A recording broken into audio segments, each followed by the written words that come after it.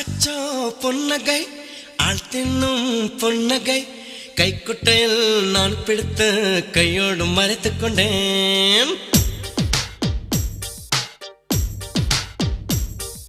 அச்சச்சோ பொன்னகை ஆழ்த்தின்னும் பொன்னகை கைக்குட்டையில் நான் பிடித்து கையோடு மறைத்துக் கொண்டேன்.